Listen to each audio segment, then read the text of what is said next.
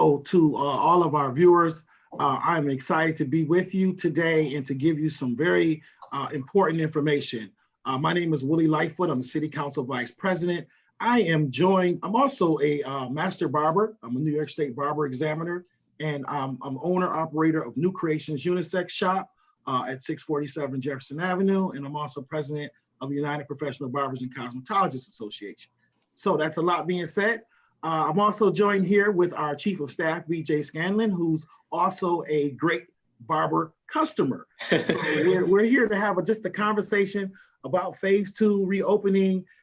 I've been getting a lot of phone calls from a lot of stylists, a lot of barbers, and cosmetologists who are very excited about opening, but they also have a lot of questions. So we're hoping that we can answer some of those questions today.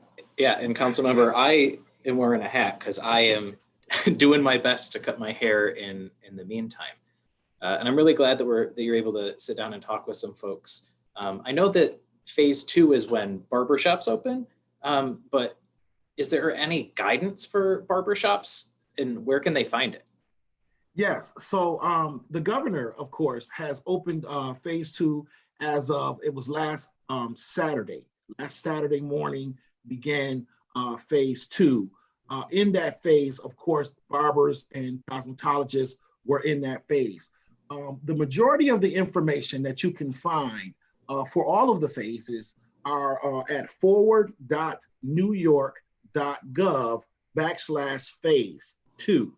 So if you go to forward.newyork.gov and you look under phases, it gives you guidance for phase 1 and guidelines for phase 2. We'll throw that in the comments too, so that folks can click on it right from the comments. Sure, that'd be very convenient. Thank you. So people can go on there. They can scroll down click on phase 2, scroll down, and around the end is where you get to barbers and salons. Great. And they give specific guidance and guidelines for like what shops have to do? Yeah, so I mean, one of the things that I'm really making sure, and a lot of the questions that I've been receiving is what is the capacity? What are some of these guidelines? Now, when you look at the guidelines, there are 3 documents that the governor has posted on this site concerning barbers and cosmetologists. One is a summary of the guidelines. So it's about 6-page thing that just summarizes the guidelines, what's recommended, what's mandatory. There's another one that's a detailed guideline. So it has a lot more details in it concerning each particular guidance that they provide. And then the third one is a safety plan. So it's a template for a safety plan that you're able to either fill out on a document. You can literally go in and fill it out, or you can print it out and write in the document your pertinent information that pertains to your business. And that document should be kept on premises because they are requiring individuals to have a safety plan. You don't have to send it in to the government, but you do have to have it on site and in your presence of your business. Now, is this impacting, are people going to be able to walk in only? Or are we recommending people do appointments, or what's the thought on that? Yeah, so we'll take from some of the summary information. For when it comes to physical distancing, there's 50% capacity. So a lot of our shops, may have had, let's say, for instance, I'll pick my shop, for example. I have 6 chairs, but there's 4 of us that work there. So what I've done is I have to for the capacity piece, I'm limiting my shop to probably about 8 to 10 people at most. So I can, and it's probably a square footage thing, but they're just saying 50% of your capacity, which brings about another issue. A lot of people may not know what their capacity is. So that's something I would encourage them to reach out to the city to the code enforcement folks, to reach out to them. And we'll put that in the comments as well, the contact information for them, reach out to them to find out what your actual capacity is. But just use common sense, I would say, for one barber, one customer. Also, they want 6 feet, that social distancing, that physical distancing piece between individuals. So you're going to have to space out your chairs. And what we've seen other individuals do who don't have the luxury of spacing out their chairs, we've seen individuals that do partitions or they put some barrier between between the individual chairs. They're also suggesting that you do appointment only, which means that every individual, and there's a couple of reasons for doing that. One is because they want to keep the, of course, the capacity down. Two is they're also want to make sure that they can be able to trace the individuals in case someone does test positive. Because if you're having an appointment, they want you to take down the person's name and information. So if someone does test positive, let's say, for instance, one of your customers, they can kind of track down who that person was, when they got a haircut, and then maybe track down their circle. And that's another way of them doing their tracing. Waiting rooms must be closed, and they're discouraged. All of the materials, unnecessary materials that are in the shop, magazines, tables, books, things of that nature, coffee areas, and where you water and coffee, things of that nature, those things should be removed. Employees must, protective equipment must provide employees with face coverings at no cost to employees. We'll talk about that a little later. Employees must wear face coverings and a face shield. So you have to have a shield on and a face mask. Customers can only enter if they're wearing a face covering. Employees must wear gloves and sanitize before each customer. Now, there is a part in the detailed section where it says gloves and/or hand washing. So because it says if you don't wear the gloves, you have to be hand washing before each particular client. The thing about gloves that I want to tell individuals out there to be careful with the gloves, because there are a lot of people who are allergic to latex gloves. So you have to make sure you're using nitrile gloves or latex-free gloves, because literally people can go into anaphylactic shock, and it could be a bad situation for individuals who are allergic to latex gloves. Yeah. So it sounds like with the face shields and things, some of that stuff might be hard to find. Is there a way that people can get some of this PPE or face shields for free? Yeah, so that's a great question. And I'm so grateful that our county executive, along with the help of course, the governors supporting and providing supplies to our county, to obtain PPE for barbershops and salons, you can request it free to the website that the Monroe County has provided, which is COVID-19 at monroecounty.gov. And in the subject line, you put request for PPE for your barbershop or salon. The email must include the contact name and phone number, the quantity of face shields and surgical masks, because they're not just giving away masks, they're giving away face shields, surgical masks, gloves, gallon jugs of hand sanitizer. And these are things that everybody know that these are very difficult things to find right now. Like you can go on Amazon and you can't find a lot of these items right now. They also need a proof of your New York State Appearance Enhancement operator or barber operator license, names of employees for each face shield requested, one per person. Individual barbers and cosmetologists who are unable to attain the PPE through an employer are also able to submit a request. Proof of Monroe County residence is also required. After the request is approved, directions for pickup will be provided in the email response. Pickup hours are now Friday, June 5th, 7:30 a.m. To 3:30 p.m. So they're going to be happening every day up until Friday, this coming Friday, June 5th, from 7:30 a.m. to 3:30. So you send an email with that detailed things that they're requesting. They'll send you a return email saying that they've got your request, and they'll tell you where you need to go, and then from there you can go and pick up your items. That's great.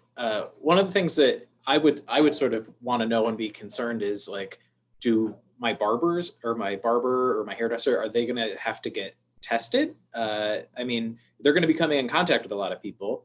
And I know that as a customer, should I feel comfortable asking, like, have you been tested, or when was the last time you got tested, or what's the requirements for testing? Well, yes, the governor has highly recommended. In my shop right now, even though we've opened on phase 2 last Saturday, I'm not open. And the reason is because I'm working to get all of myself and all of my barbers tested. So they're highly recommending that barbers and stylists and cosmetologists be tested before they open up, right? So yeah, you should be tested. And then they're also highly recommending that we be tested every 2 weeks after we reopen. That's yourself and all of the barbers that or stylists that work in your facility. Yeah, and I imagine if anyone feels sick or any time during that, they should probably stay home or also use that as an impetus to get tested as well, right? Absolutely. One of the things that they're also encouraging the customers and clients to do as well. They're asking, first of all, you have to have a mask in order to enter. You have to wait in your car. You have to have an appointment. You can no longer. The barber and salon experience is going to be a very different experience than what we're used to it being. You know, that the shops have always been a place where you can kind of hang out and talk, and play chess, and get your shoes shined. Different things happen in the barbershops and salons. But that's going to be a very different experience due to COVID-19. But yes, if you're experiencing any of the symptoms, which we all have heard before, you know, the fever and chills and flu-like symptoms that present with this particular disease, then of course they're recommending that you go and get tested. And the testing, when I heard that, first thing came to my mind is, oh my God, do I got to go to my primary care provider? What about the barbers who don't have, you know, proper health care? I mean, is this going to be an issue? And as researching it, I found out that it was actually a very convenient, a very simple process. There is a hotline number, which is 1-888-364-3065. Or you can go to coronavirus.health.newyork.gov. And basically it's a drive-through process. So you did this, right, Councilmember? And we have a clip of you getting tested. Yeah. Before we clear up the clip, I just want to tell you about the first initial process of calling in. Okay. When you call, if you go online and you fill out the form, when you call in, the process is even quicker. Now, I would say when I called in, it took maybe 15 minutes, if not less. You call in the number. If you haven't filled out the form online, and we know many of our people through the digital divide may not have access to online, and that's okay. That's why they have an 88 number that you can call in. You call in, they'll take very basic information over the phone. Your name, your address. Have you been out of town? Are you presenting any symptoms? They don't need any insurance information. There's no cost, it's free. And you can continue to use this number whenever you return. For those barbers and stylists who realize they got to do this every 2 weeks, you can continue to call the same number and set up the appointments. I called on a Saturday, on a Friday night. I was booked for the next day. Now, it doesn't mean that you would get in that quick, but it just happens that they're testing on the weekends as well too. They ask also after your first test, when you call back for the additional test every 14 days, to call in around that 10th day. Give them 2 or 3 days ahead of time before you want to get that 14, before you reach that 14th day, so they can make sure that they can schedule you 2 or 3 days in advance to meet your 14th day mark, right? So I did that. I called in. They gave me a scheduling date. I was very, very nervous. So I went, and we're going to queue up, and I'll kind of discuss what happened when I went to get my COVID-19 test. Okay, so we're gonna play the video. Let me know if you can, or when you can see it, Councilmember. Okay. Are you there? All right, here we are. So you keep your window down the whole time. The experience is like going to a car wash. And so so when you get to the point where you're ready to take your test, you'll ask you your name, date of birth, and then they take this swab. You bring your window down about a third, and then you'll see as she begins to administer the test. Ooh. So that's going in, and that's going in, and it feels like a tickle and and it's already done. And then it's done. You didn't even get to tell us how it felt. It was done that quick. Yeah, it's very quick, and it didn't hurt, but it was a little uncomfortable because something's objects going into your nose. So, but other than that, it wasn't a bad experience. It was a convenient experience. And I highly recommend that everybody, all barbers, all cosmetologists, and those that are working in your shops, get them tested. So I guess my last question for you is, we're in phase 2, barber shops, hair salons are open. does that mean whatever I get done there, I can get done? Like my beard doesn't look as good as your beard. Can I get my beard done? Am I able to get my eyebrows done? Any of that other stuff? Like, or is it just hair? Yeah, unfortunately, in phase two. Now, I want to make this disclaimer that everything that we're talking about today can change. I mean, with this virus in the phases, things are changing almost on a daily basis. So whatever may be a guideline now may not be a guideline a week from now or 2 weeks from now because of the constant changing of the phases and how they're reopening. And we know that it's all about the gauges that they're looking at and scaling them up or down or back, depending on how many more new positive cases that they have. So right now, as it stands now, the guidelines for barbers and cosmetologists are hair cutting and coloring only. They're not allowing us to do eyebrows, they're not allowing us to do beards, just the hair cutting at this time and coloring also. All right. Well, that answers all my questions. If people have other questions directly for you, if they need any other additional support, where should they go? Yeah, well, you can reach me. I got a work cell phone number, 585-478-4603. I also, Willie Lightfoot at gmail.com is also where you can reach me at. And I'll be glad to answer any questions that you may have concerning this. We're excited to be helping our businesses understand how to get open. Also, there's a numerous amount of resources that we have for businesses. We know that some businesses are struggling still to reopen because of financial issues they're having. I would refer them to our financial empowerment centers that the city has so that they can begin to get the assistance that they need to get them started in reopening. But I'm glad for the governor's directives. I'm glad for the county executive assisting barbers and stylists to get open and get open safely with providing us with free PPE.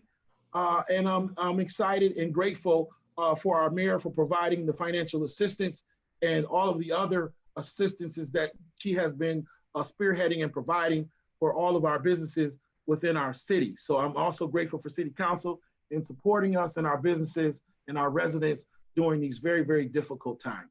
And you were telling me, council member, right, that these businesses are micro businesses and they represent some of the largest amount of Black and Brown owned businesses in our community, right? So absolutely. When you look at this virus, first of all, and the impact that it has on people of color, you know, data's starting to come out now about who's being hit hardest. And it seems like it's more people of color. And a lot of these micro businesses, small businesses are in the inner city. And a lot of them are Black owned, Black operated, or Latinx owned and operated. And they have a very deep, essential relationships that have been built over years with the community. And so, you know, we're going to be exploring ways in the future on how we utilize those relationships to help combat the spread of this virus and to deal with the traumatic effects of all of this that we're dealing with. I mean, this has been difficult for everybody, and we're all in this together. And the barbers and beauticians have always been like therapists when it comes to dealing with issues in the community. And I can see as we're all getting back to work that we're going to be spending a lot of time doing therapeutic things as well as cutting hair. So when this grows back out, I'm going to come and you're going to give me a fade, right? Well, you can see I haven't even got my hair or beard cut either. So I'm holding out. But yes, of course, when we get back, you got to make an appointment though, right? I'll do it. So, Thank you so much, Councilmember Thank Lightfoot. you for this time. I appreciate it. Thanks for sharing all this. We'll make sure that we link in the comments the link to where you can find the guidance, where you can find information about testing. And we'll also see if we can throw in some information about the financial empowerment centers and where you can go to find the capacity for your business. Thank you again, Councilmember Lightfoot, and everyone stay safe.